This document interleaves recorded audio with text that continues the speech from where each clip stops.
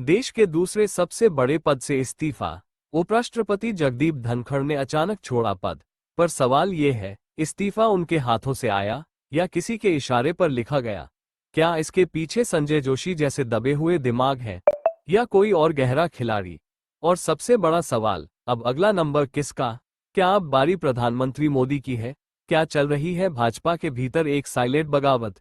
या फिर ये है 2025 की सबसे खतरनाक चाल? इस्तीफा सिर्फ शुरुआत है, असली खेल अब शुरू हुआ है।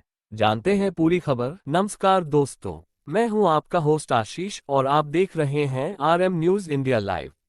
आज हम बात करने जा रहे हैं उस बयान की जो एक तरफ सादा दिखता है, लेकिन उसके पीछे छुपी है एक ऐसी रणनीति जो नरेंद्र मोदी के राजनीतिक भविष्य को ही हिला सकती है। नितिन गडकरी ने जो कहा वो सिर्फ शब्द नहीं थे, वो संघ का संदेश था। क्या मोदी युग का अंत अब करीब है? क्या RSS ने 2029 का इंतजार छोड़ा और अब 2025 में ही विदाई का रोडमैप तैयार कर लिया? सवाल सीधा है, क्या मोदी अब चुपचाप जाएंगे या गडकरी के इस बयान के पीछे छिपा है एक बड़ा खेल? गडकरी का वो बयान जिसने भूचाल ला दिया। गडकरी ने कहा, जो लोग सोचते हैं कि वो अपराजय हैं, वो इतिहास में खत्म हो जाते हैं।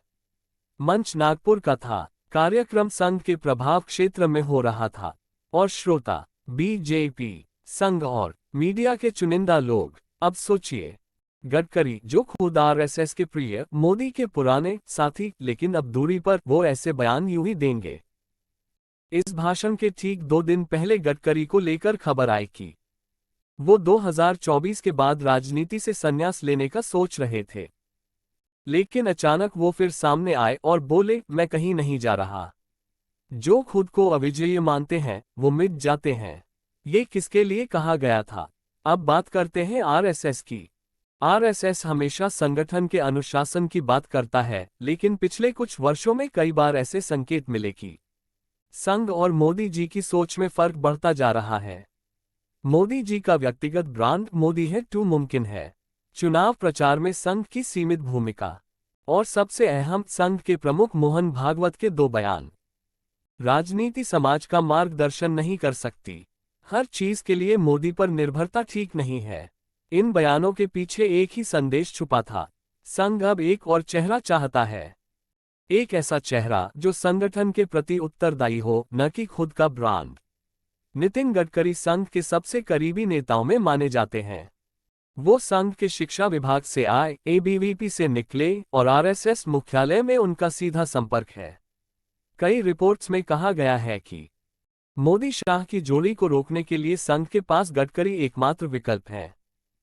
2019 में भी जब टिकट बंटवारे को लेकर संघ में नाराजगी थी, तब गडकरी ही मध्यस्थ बने। 2022 में जब RSS की रणनीति बदली, गडकरी को बीजेपी की कार्यकारिणी से बाहर किया गया, लेकिन संघ ने उनको पूरी संरक्षण दिया। अब उनका ये बयान क्या संघ की ओर से एक नई चाल का इशारा है? अब सबसे बड़ा सवाल, क्या नरेंद्र मोदी 2029 तक प्रधानमंत्री रहेंगे या 2025 में ही विदा हो जाएंगे? कारण क्या हो सकते हैं? स्वास्थ्य और उम्र का हवाला। 2025 में मोदी जी 75 के हो जाएंगे और खुद बीजेपी ने अटल जी के समय 75 की उम्र को रिटायरमेंट का संकेत माना था। RSS की रणनीति, संघ अब युवाओं को आगे लाने की बात कर रहा है। उत्तराधिकारी तैयार करने की सोच, और ये जिम्मेदारी शायद गडकरी को दी गई है। 2026 में RSS का नेतृत्व बदलेगा। मोहन भागवत जी खुद 2026 में 75 पार कर जाएंगे।